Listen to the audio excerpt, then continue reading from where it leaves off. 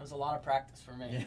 You know, and I didn't take lessons in this kind of stuff. It was listening to one of my favorites that I listened to was Dave Van Ronk, and he was a cat that came out of the village scene in the late 50s, early 60s. Mm-hmm. I mean, was right there in tow with Dylan, Joan Baez, you know, all those guys.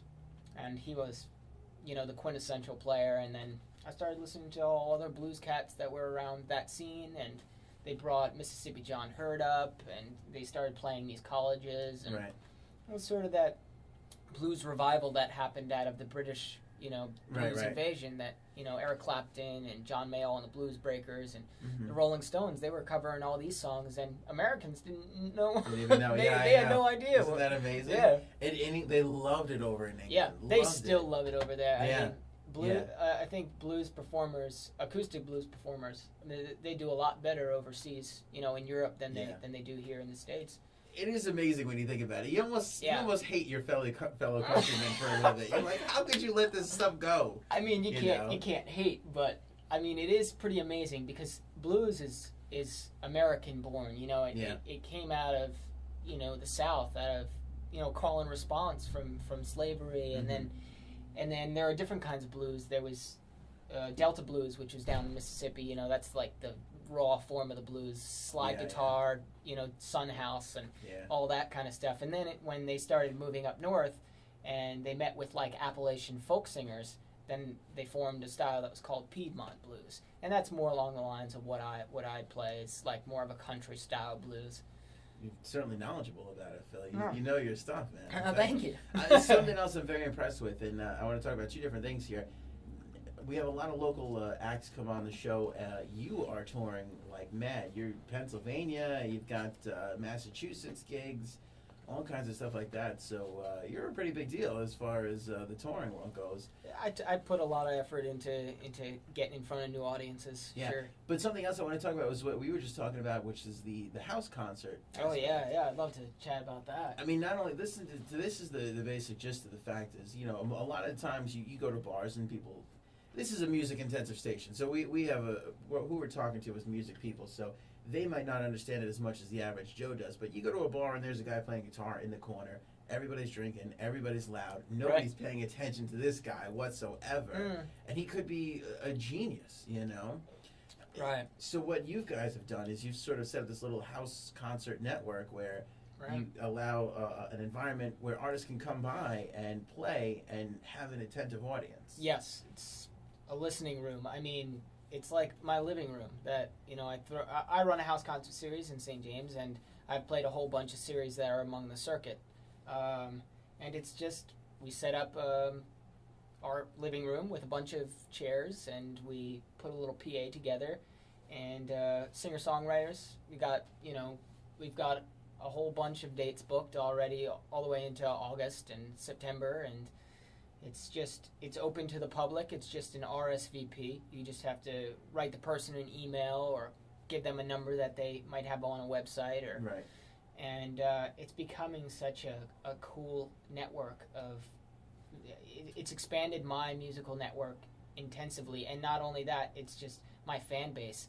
Just because you're getting listening people. Right. I mean, there's a BYOB, and there's usually, a lot of the times it's a potluck dinner, so you're getting fed. I like that too. I like bringing a little food to the action. You're getting fed some good food. You know, I did one down in it was like North Carolina, and man, that jambalaya people brought. There were like 3 dishes of jambalaya. Yeah, and these you can go. There's a website that's out there. Actually, it's called www.concertsinyourhome.com.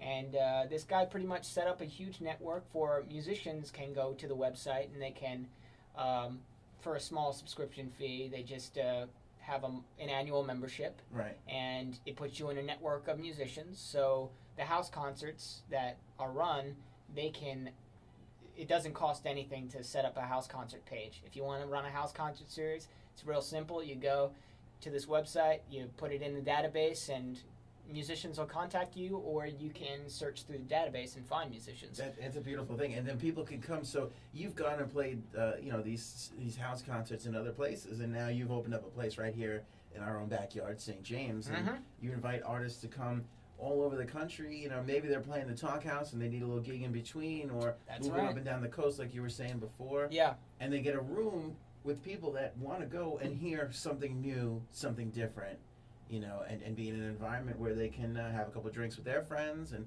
sit down and actually listen to what Right. you know, somebody else is saying or Right, singing about. and we also have a studio at our house where we record our music. So we record the show, and we've got some video equipment, and we're just trying to set up a nice podcast for it too. Yeah, You know, that'd there's be good. so many great things. I That'd mean, be with Ustream and all these live streaming things now, you can pretty much not only. I know a house concert that's down in New Orleans that runs the house concert and streams it live, so people can go onto a website, stream it live. There's a PayPal account set up directly to artists' PayPals, and people can donate via the web Right to the artist. while they're watching the show. That's unbelievable. It's unbelievable what it's what has What's become coming out, possible with.